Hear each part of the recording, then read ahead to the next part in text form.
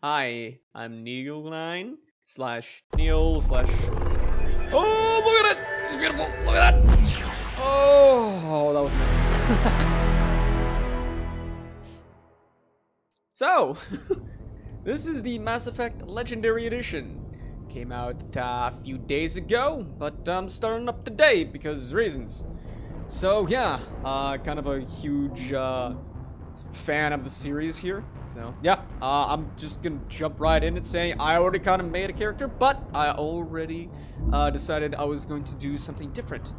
I made the character male infiltrator, so that I can go through at my leisure with all the stuff and not have to worry about being on stream and stuff.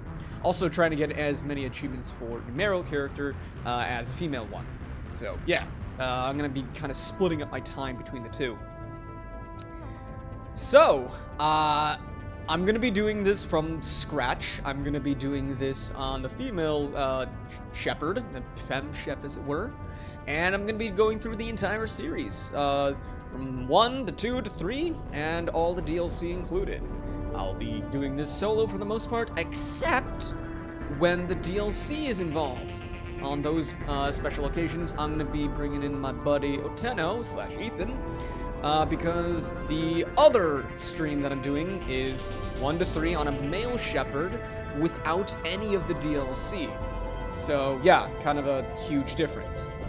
And he doesn't really know anything about the series to begin with, so yeah. I'm just kind of showcasing to him. Oh, God, the crescendo. Oh. I'm just super excited about this. The graphic quality is already amazing, just from the screen. The selection screen, I guess you can call it, itself. So yeah, I'm just gonna jump in. Let's start Mass Effect 1. Oh, look at it! Look at it already! It's just beautiful just from the title page alone! I mean, come on! I could not like that. My buddy Otena did say that all you really needed to do for Mass Effect 1 was upgrade the graphics to modern standards, and it would be a top-tier game. So, let's get started with this. Welcome to Alliance Military Database. Classified information requested. Establishing secure connection. Secure connection confirmed. So, already this is a bit different because the actual animations were a little bit older and slower and stuff, so it's a little bit more snappy and crisp, as it were. I'm actually going to be going for a custom female. I played around with the idea with just going default, quick start female, but I decided I'm going to be going for. Please log in to access your profile. So, I'm just gonna go with the center Jane name. John, Jane, go. Yeah, that's definitely Warning, different. data corruption detected. Please reconstruct profile. Confirm pre-service history. So, as per the Mass Effect series, you can actually start your game history in a customization area. With the other one, I believe I had picked Spacer. So my parents were born in the Alliance military. Childhood was spent on ships and stations as they transferred from posting to posting, never staying in one location for more than a few years. Following in my parents' footsteps, I enlisted at the age of 18. The colonist, you were born and raised on Mindoir, a small border colony in the Attican Traverse. When you were 16, slavers raided Mindoir, slaughtering family and friends. You were saved by passing Alliance patrol, and you enlisted with the military a few years later. I typically don't do this one, because it's a little bit more, I don't know, neutral ground for things, and I kind of like that whole polarizing thing, because these options, the top and bottom ones, actually give you, like, points for stuff. Anyways, Earthborn is the one I'm going to be picking today. I was raised as an orphan on the streets of the great megatropolises covering Earth. I escaped the life of petty crime and underworld gangs by enlisting with the Alliance military when I was 18. So yeah, this is going to be the Jane Shepherd. Confirm psychological profile. Now, this is part of the military background part. That was just about the childhood.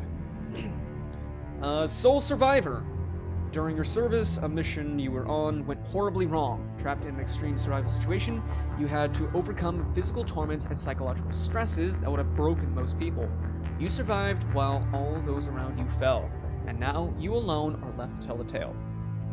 I selected this as per my previous run of the game, so I'm going to be going a different path, which is the war hero.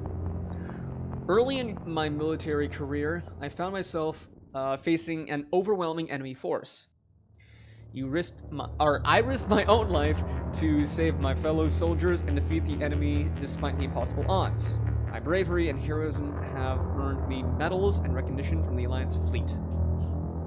And typically the one I don't pick. I really just don't like this one, I'll be honest. Throughout your military career, you have held fast to one basic rule: get the job done. You've been called cold, calculating, and brutal. Your reputation for ruthless efficiency makes your fellow soldiers wary of you. But when failure is not an option, the military always goes to you first. Yeah, so that's the renegade option, and the history behind that one is that essentially you used your entire platoon as meat shields while you decimated the enemies. I really don't like that one, I'll be honest. So I almost always go sole survivor, war hero. In this case, I'm going to be going war hero. Confirm military specialization. Now, when it comes to Mass Effect 1, the adept class was actually terrible to choose because it was just the cooldowns were way too long, and since you didn't have any training with like any of the weapons or armor, you just were a sitting duck a lot of the time. Most people didn't pick it. Apparently, they've changed that. So, I'm going to be putting myself through the ringer here. I'm actually going to choose Adept. Confirm facial identification. And I'm going to be setting the game on the hardest difficulty, which is Insanity.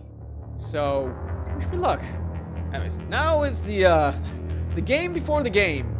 The choose appearance before the game. I'm actually just going to cycle through a lot of the presets first. That is a interesting combo, to say the least. Alright, you. I'll start with you. What I really like about this is the fact that you can actually change the eye color to violet.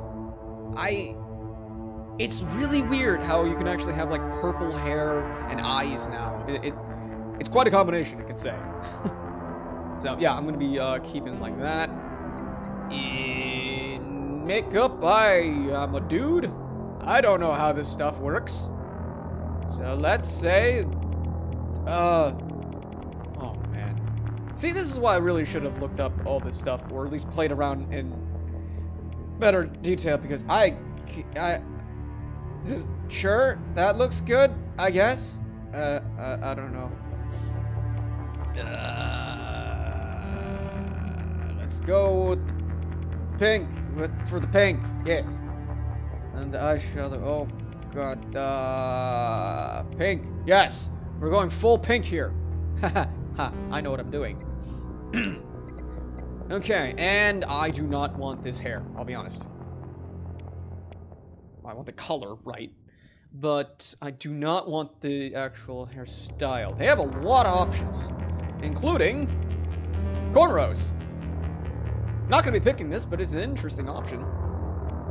Even have the detail on the sides. It's like fractals or something. Only on one side though. Interesting. What? Oh, that's the difference. The line. Okay, I was wondering what. No. Definitely not. A contender. Nope. No. Nope.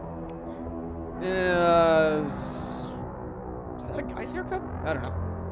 And this is, I think, the default, and then the super buzz cut. Okay, so where was it? This one. I'll go with this one. Yes. The eyebrows are fine, I guess. Yeah, let's match that. Okay. Maybe a different lipstick color. Maybe a little bit lighter. Yeah. Maybe. Yeah. This one looks nice. Yeah, I'm gonna stop here. I really don't know what I'm doing with all the makeup and stuff. What I do know is scars. So I'll put a giant thing across the eyeballs. Where's... How come the dude gets giant scars but the lady doesn't? That's what I don't understand. That one might work. Yeah, I'll work with this one. Sure.